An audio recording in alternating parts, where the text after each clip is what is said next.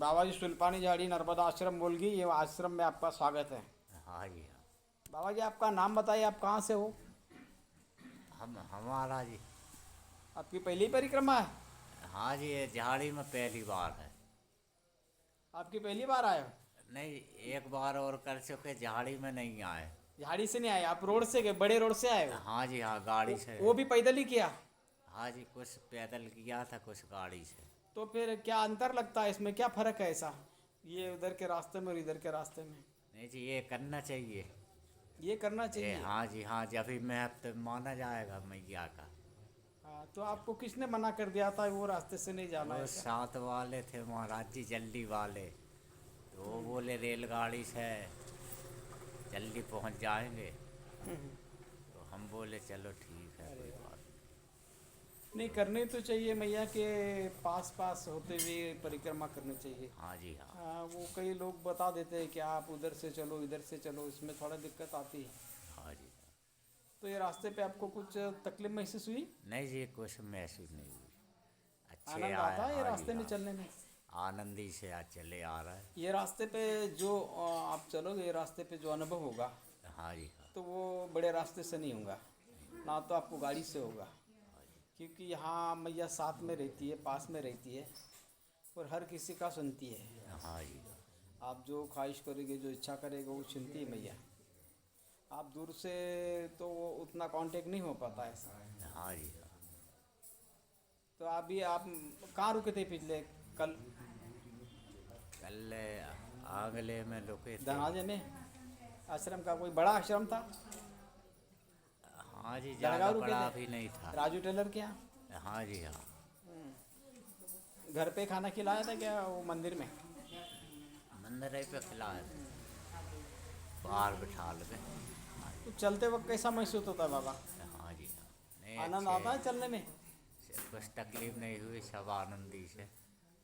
नहीं, वो परिक्रमा और ये परिक्रमा में अंतर क्या है? है जी, उसमें यही तो अंतर है महाराज जी। हाँ।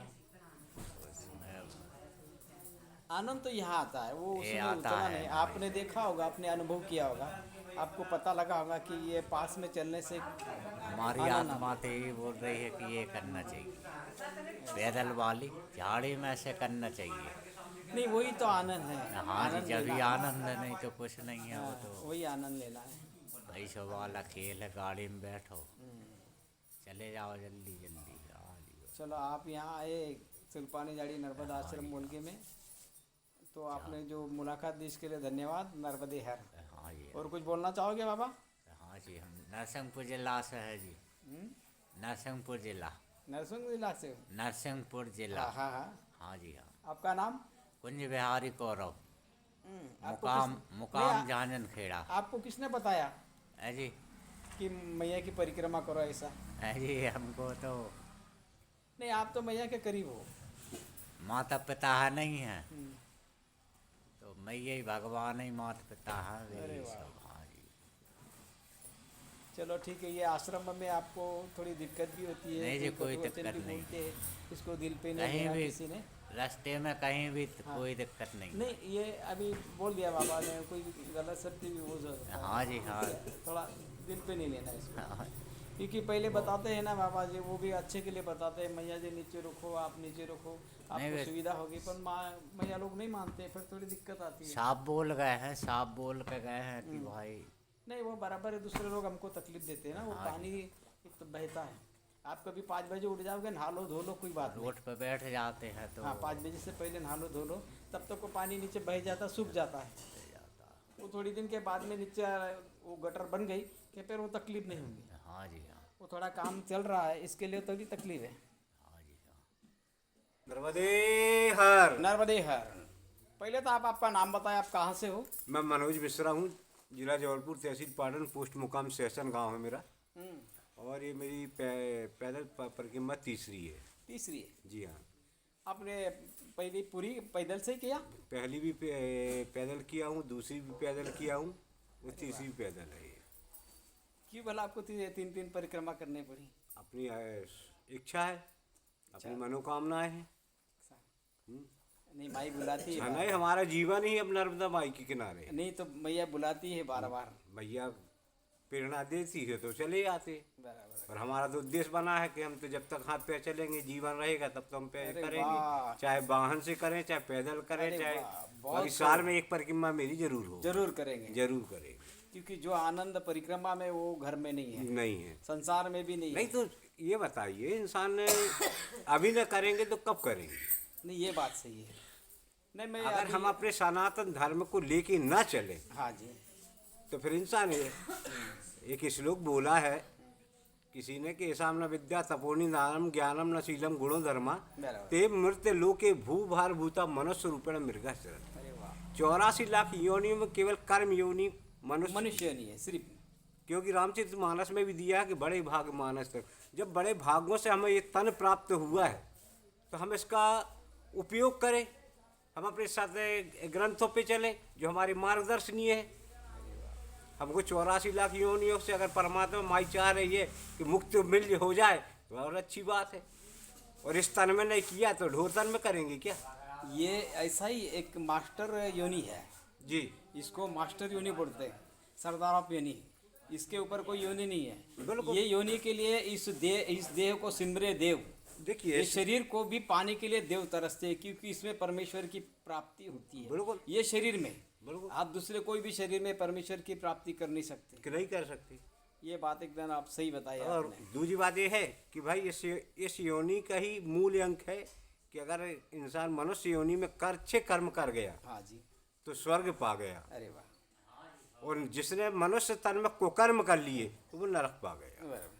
तो वही है ना, कर्म प्रदान विश्व जिसको रच कर रखा राखा, जो जस करे कीन सो फल तस फल जस पाओ। राखा। इंसान के हाथ में अपना भाग्य बनाना, पर इंसान के हाथ मेरा में। ये मेरा ऐसा कहना है बाबा जी, जी। अच्छे कर्म करो तो आपको वो मिलेगा, उसके अच्छे स्वर्ग फल मिलेगा, और बुरे कर्म करो तो नर्क ऊपर मिलेगा, नर्क मिलेगा। और भोगने के बाद में आपको फिर इंसान बनना है। इंसान ये बोलने लगता है कि स्वर्ग और नरक, हाँ जी, स्वर्ग नरक सब यहीं पर भोगना है। हाँ वो तो है। मरने के बाद जिस इंसान को 4 लोग उसकी बड़ाई करें तो वही स्वर्ग है, वही है। और मरने के बाद 4 लोग जो गाली दे वो नरक है, कि मरने के बाद भी गाली खा रहा और खुद कर्म किया, अपने माँ बाप को भी लजा गया। नहीं वो तो है ना बाबू जी, ये तो कर्म पे आते हैं ना, वो मरने के बाद में इंसान के कर्म यही रहते हैं, बिल्कुल। वो अच्छे बुरे ऐसा। और चलते में कैसा महसूस होता है? अरे मैया बड़ा आनंद आया है। मैया सब कुछ देती है। अरे सब बोलो को जो मांगे जो वो। मांगो वो पाओ। अरे वाह, सूलपाड़ी की 6 झाड़ियों में 6 दिन व्यतीत किए हैं, कैसे किए हैं? आनंदमय किए। अरे वाह, यानी माई देने वाली है। बस माई देने वाली। अरे भूखों को भोजन, प्यासों को पानी दे है नर्मदा माई दे। अब वो जंगल में पहाड़ियों में कौन रखा है? लेकिन कौन दिया देगा? सबको। ये कौन देगा? इतना कुछ नहीं कर पा। अरे हम तो छोड़ो, हमारे साथ में कुत्ता चलता था उसको मिला, उसको प्राप्त हो रहा है, पर हम तो इंसान है। माई जानवरों को देती तो इंसान को इंसान क्यों को नहीं दे देगी? बहुत बढ़िया। ये आश्रमों में सेवा किस तरह से होती है अभी? देखिए सर, आश्रम एक से तो है नहीं, हाँ जी, कहीं कहीं कुछ मिलेगा, कहीं कुछ मिलेगा। अगर यही सुख तुमको यही भोगना तो घर से फिर निकलते क्यों? हर वीआईपी सुविधा अगर इंसान चाह रहा तो घर से ना निकले। नहीं चलेगा। और माई के तट पे चलो तो वीआईपी और राजा और रंग एक बराबर है। नहीं, ये ऐसा हिंदुस्तान में ऐसी एक ही यात्रा है बस। यहाँ राजा को भी एक ही इसमें चलना बस। पड़ता है, रंग को भी एक ही, और हर किसी को। हाँ, यहाँ पर कबीरदास जी महाराज का दुआ हाँ। प्रत्यक्ष हो गया कि जात ना पूछो सादगी, पूछ लीजिए ज्ञान, मोर करो तलवार का पड़ा रहने में।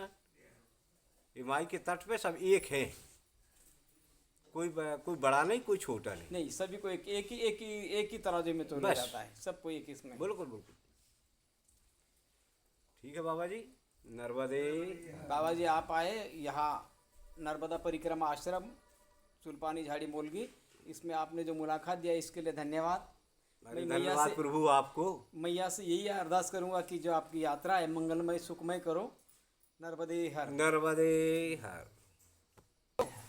नर्मदे हर। बाबा जी नर्मदे हर। नर्मदे हर। बाबा जी आपका नाम बताइए। अभय कुमार खरे, जिला दमोह से हूँ मैं, और पैदल परिक्रमा में पहली बार आया। हाँ जी, तो क्या हुआ कि हम नर्मदा जी के किनारे के भी रहने वाले नहीं, हाँ जी, 100-150 किलोमीटर दूर रहते हैं। हाँ, तो एक दिन नर्मदा पुराण में महत्वता देखी। हाँ जी, क्या हुआ कि जैसे गंगा जी हाँ जी, सभी का पाप धोते धोते जब अपना ताप खो देती, पाप बढ़ जाता है गंगा जी में।